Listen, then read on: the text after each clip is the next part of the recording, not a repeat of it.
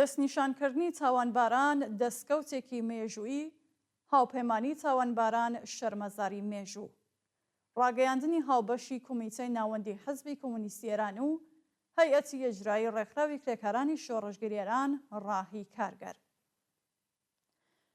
دادوەرانی دادگای تاوانە نێودەوڵەتیەکان دوای 6 مانگ و ڕۆژێک لە داواکەی داواکاری گشتی دادگای تاوانەکانی لاها بۆ دەرکردنی فەرمانی دەستگیرکردنی بنیامین نێتانیاهو سەرۆکوەزیر و یۆئاڤ گاڵاند وەزیری بەرگری پێشووی ئیسرائیل و محەممەد دیاب ئێبراهیم ئەلمیسری ناسراو بە محەممەد زەیف فەرماندەی نیزامی حەماس ڕۆژی پێنجشەممە 1 سەرماوەزی ساڵی 1403 بەرامبەر بە 21 نۆڤەمبری 2024 فەرمانی دەستگیرکردنی بۆ ئەو تاوانبارە نێودەوڵەتیانە دەرکرد. ئێستا دادگا ئەو هەڵسەنگاندنەی داواکاری گشتی پشتڕاست کردووەتەوە کە دەڵێت بەڵگەی بەهێز لە بەردەستایەکە هەردوو بەرپرسی ئیسرائیلی لە ڕووی تاوانکاریەوە بەرپرسیارن لە هۆکارەکانی خوڵقاندنی قات و قڕی و برسیەتی لە ڕادەبەدەر لە غەزە و وێرانکردنی بربڵاوی نەخۆشخانەکان. کوێ گشتی ئەو کردەوانەی کە ئیسرائیل بە مەبەستی پێکهێنانی برسیەتی و لە ناوبردنی سیستمی تەندروستی لە غەزە بەڕێوەی بردووە بنەمایەکن بۆ تۆمەربارکردن بە تاوانی جەنگی و جنایەت لە دژی مرۆڤایەتی. ئەم بڕیارە هەروەها بە واتای پشتڕاستکردنەوەی سکاڵاکەی ئافریقای باشوورە لە دادگای نێودەوڵەتی داد لە لاها کە ئیسرائیلی بە جینۆساید لە غەزە تۆمەتبار کردبوو. دادگای تاوانە نێودەوڵەتیەکان لە کاتی دامەزراندنیەوە واتە لە ساڵی 1999 فەرمانی دەستگیرکردنی بۆ 67 کەس دەرکردووە، بەڵام ئەمە یەکەم جارە کە فەرمانی دەستگیرکردن بۆ ڕێبەرانی ئیسرائیل یان 2 کەس لە بەرپرسانی ئەو وڵاتە دەربکات کە لەلایەن زرهێزەکانی ڕۆژاوەوە پشتیوانیان لێ دەکرێت. ئەم حکمی دەستگیرکردنە کۆتایی بە 75 ساڵ لێخۆشبوونی دەوڵەتی ئیسرائیل دەهێنێت سەبارەت بە هەموو ئەو کردەوانێکە بە مەبەستی ئەنجامدانی جینۆساید و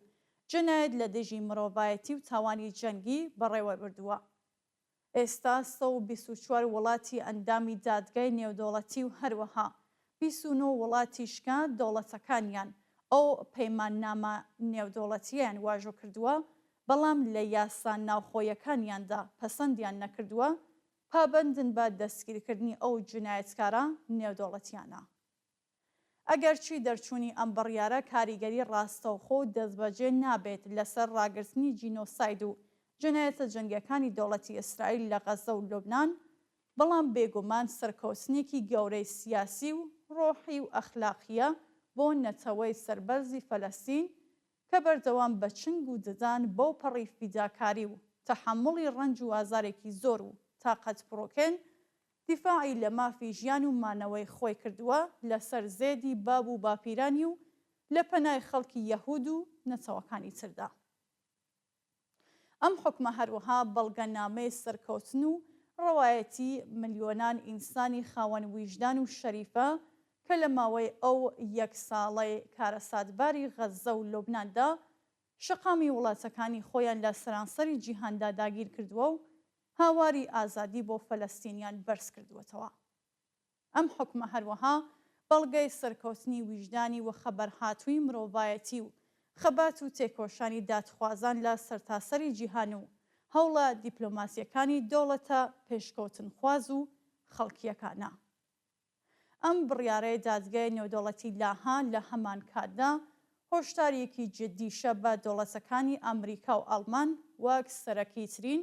بەرگریکارانی کۆمەڵکوژی غەزە و سەرجەم دەوڵەتە پشتیوان و هاوپەیمانە بێشەرمەکانی دەوڵەتی ڕەگەزپەرستی نێتانیاهو.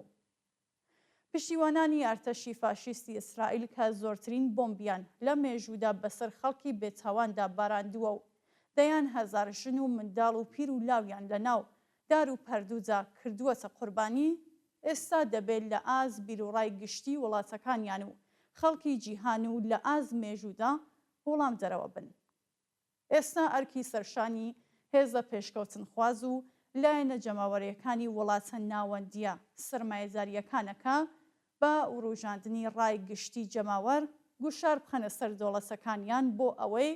ناردنی چەک بۆ بەردەوامیدان بە تاوانەکانی شەڕ لە فەلەستین و لوبنان ڕابگرن.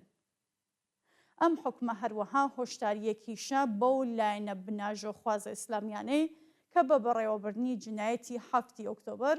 بیانوویەکی نوێیان بۆ ئەم جینۆسایدە ڕەخساند. هەروەها بە دەوڵەتەکانی پشتیوانی بناژۆخوازی ئیسلامی ناوچەکە و لە سەروی هەمویانەوە کۆماری ئیسلامی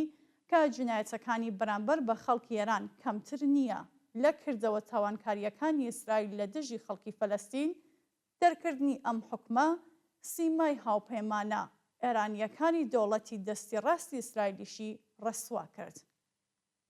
ئۆپۆزیسیۆنی ڕاستی ئێران ئەو سەڵتەنەتخوازانەی کە توێڵیان لە دیواری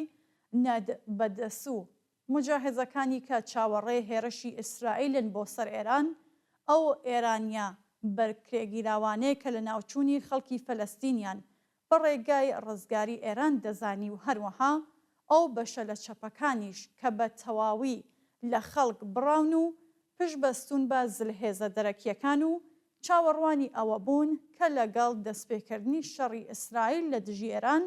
شۆڕشی خەڵکی ئێران ڕێک بخەن. ئێمە سەرکەوتنی دادپەروەری لە دژی جنایەت و شکستی سیاسی دەوڵەتی ئیسرائیل و هەروەها ڕەسوایی هاوپەیمانانی جنایەتکاران لە خەڵکی ئازادیخوازی فەلەستین، ئێران، جیهان و سەرجەم ویژدانەوە خەبەرهاتووەکان پیرۆزبای دەکەین. ئێمە ئەم حکومە بە هۆشداریەک بۆ جنایەتکارانی کۆماری ئیسلامی دەزانین کە تاوانەکانیان لە چاو خەڵکی ئێران و بیرۆڕای گشتی جیهان شاراوە نییە و دوور نییە ئەو ڕۆژێکە کۆمەڵانی خەڵکی ئێرانیش سەمای خۆشی بگیڕن. پیرۆز بێت ڕسوایی تاوانکاری نێودەوڵەتی، بڕوخێ ڕژیمی کۆماری ئیسلامی، سەرکەوتوو بێت شۆڕشی کۆمەڵانی خەڵکی ئێران، بژی ئازادی، دیموکراسی و سۆسیالیزم. هەیئەتی ئیجرایی ڕێکخراوی کرێکارانی شۆڕشگەری ئێران ڕاهی کارگەر و کۆمیتەی ناوەندی حەزبی کۆمۆنیستی ئێران یەکشەمە 4 سەرماوەزی 1403 بەرامبەر بە 24 نۆڤامبری 2024